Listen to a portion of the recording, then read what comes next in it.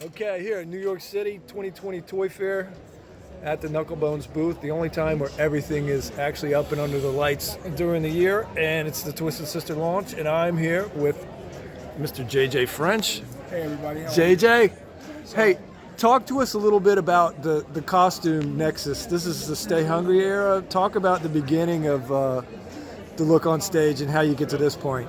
Well, it's kind of interesting. If you look at the platforms, by the way, the steel plate platform under D, the TS. That was the You Can't Stop Rock and Roll tour, and that was the beginning of this evolution of the costumes. Because D went into the pink and black really seriously at that point, and then when his wife Suzette, who was designing the costumes, she designed all of our costumes, fully evolved into the shoulder pads for Stay Hungry. Then you morph into the Stay Hungry logo, which is the bone logo here, which is period correct with everything else. And if you notice, that guitar that I'm holding is a yellow and black guitar, which happens to be made by Guild, which is interesting because I played that Guild specifically because it matched that. So even though there are plenty of guitar photos of me with a pink Les Paul, in fact, that guitar is the period guitar that is correct, and I don't even have one of them, which really upsets me. I may have, stolen or given them away or something. But that Guild Starfire X79 was made to go with that uniform. So all of that stuff is correct. The sunglasses are totally correct. They're super dark. My vision was so much better in those days. I could actually see. D's sneer is correct. His pink mic stand is perfect. It really is. We got the pink nails. You got pink nails. Yep, and my wristbands. You got my yellow wristbands there. My sweatbands. Well, you guys did a really amazing job on these things. I'm very, very impressed. And I look just like that now, which is really incredible. I walk around my bedroom. The years have been kind. You want to know something?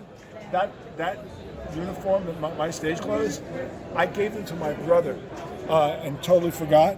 So my brother wore them in a costume party like 25 years ago, and with the boots and everything, totally forgot.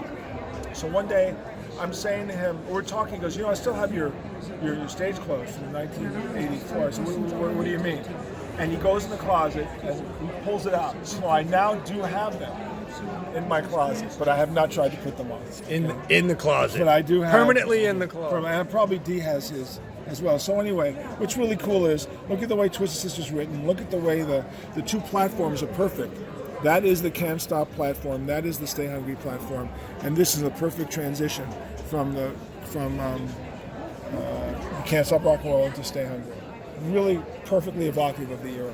And I have to say that when you look at AC/DC, who we played with, and you look at Kiss, who we played with, and you look at Black Sabbath, who we played with, and you look at Motrhead, who we played with, it's really incredible. We played with Black Sabbath in Ireland in 1983, and we were given the key to the city by the mayor of Dublin. It's the only time I ever received the key to the city, and it was from Dublin. It was a show with us, Mama's Boys, and Black Sabbath. Kiss and Twisted Sister, our last show live was with Kiss back in 2016 in Monterrey, Mexico. We co-headlined a show. That was our last show with them. ZZ Top over here. We played many, many shows with ZZ Top where we co-headlined with them. Many shows with Ozzy. Which lineups did you play with when we were out with Ozzy? The guitar players, like Jakey Lee era. Well, let me think. Who would have been his guitar player in 1980 when we were doing the Monsters Rock Festival in 82, 83? 82, 83. Was it Jakey at that point? I think it. Yeah, because that's Bark at the Moon. That's Bark at the Moon. The first solo album was 1980, 81. Yeah, that's Randy's on the first two albums. Doesn't finish. So we did our first shows with Ozzy. But when we played with Sabbath the first time, Dio was singing. Dio. So it's like Mob Rules, maybe. Yeah, absolutely. Yeah. So that's when we did that. So, but we played with Ozzy on a whole Monsters of Rock tour in '83 with us, Whitesnake, Blue Oyster Cult, Thin Lizzy's last tour ever. The last tour before they broke up. In fact, the last show of the last tour took place in Nuremberg, Germany. Wow. We were on stage with them in Nuremberg.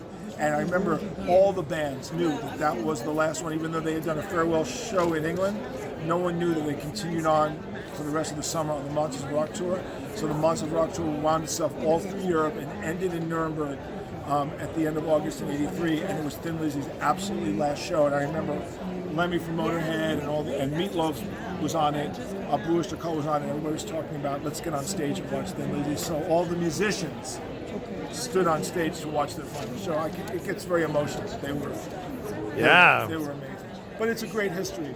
I mean, Tony, you have bands that are iconic, right? So that's why these stories can be told. Yeah, because I mean, there's that's a whole huge history. That's why it exists. We celebrate what we grew up with and still love to this day. It's still the most important thing. Lemmy gave me some of the most amazing advice about playing live. So I'll tell you what Lemmy told me. When we started playing the larger festivals, I said to Lemmy, how do you play to thousands of people? We had played at that point up to about 7,000 or 8,000. And Lemmy said, you can't worry about the people in front because they're going to love you no matter what, because they're happy to be there. You can't worry about the people all the way in the back because they just are happy to be at the festival and they're getting to hire their friends and they're probably watching you through a screen that's this big and you can't tell anyway. They're just happy to be there. You need to look at people about 100 feet out, 200 feet out. If you can get them, you've done your job. You've done what you have to do to make it. Once he explained that to me, I was able to much more comfortably understand the dynamics of playing to mass audiences, because when people see us in front of 100,000 people and they go, wow, what is it like? How do you feel? And I say, you know what? I'm too invested in the mechanics and the dynamics of how the show has to go on. So I'm not sitting there going, whoa, look at me. What I'm saying is everything working correctly? Is the PA working correctly? Are the flash pots further enough away so nobody blows Nobody gets burned. No one's going to get burned and blow themselves up. Are the monitor systems okay? Because when you're 100 feet away from your amplifiers, it can be kind of interesting to be that far away. Like, you really have to know your show very well. But understanding the dynamic of playing to an audience. That's interesting. That was maybe keep you from getting overwhelmed, right? Well, you know what if it is you focus too? on that. We're all pros, right? So while it's party time and everything looks crazy, everybody is a pro. So when you have bands like ZZ Top, been around 50 years, and Motorhead's been around 50 years, and Kiss been around like almost 50, and Twisted almost 50, what do you have? You have these iconic bands. I mean, you have Crew, and you have Guns N' Roses, and they're relatively younger bands. Still, they have 30 years. But if you think about Kiss and Twisted and Scorpion's been together for I don't know, 50 years now. I mean, Tokyo Tapes is 73. Yeah, but I think they started in 67. So they started in 67. Ozzy started in 68. That's when his first Sabbath album came out. Aerosmith's first album came out in 73. Jimmy's first album came out in 67. Ramon's first album came out in 73. Of course, ZZ Top goes back to 67. I don't know the first date for Merciful Fate. But Alice goes back to 67, 68. These are all iconic. Did you tour with Alice ever? Oh, many, many times. Alice is also on our album. Come out and play. He does Be Cruel to School with Dee. And he's on a video for Be Cruel to School, which is on MTV. You can see rather on YouTube. You can see the videos with Alice in it. So yeah, we played with Alice many, many times. We never played with Pantera. No, I don't believe we because we took some time off, and at that time Pantera was coming out. But AC/DC, interestingly enough, we never crossed paths on the same bill, but I've seen them, and they are maybe my favorite. Them and Priest, by the way. I don't know if you thought about Priest or if that has. We did Judas Priest about 10 years ago. Okay. Another great band. Phenomenal. I'd say that Priest, Motorhead, AC/DC are my three favorites. Yeah, I'd say That's easy top.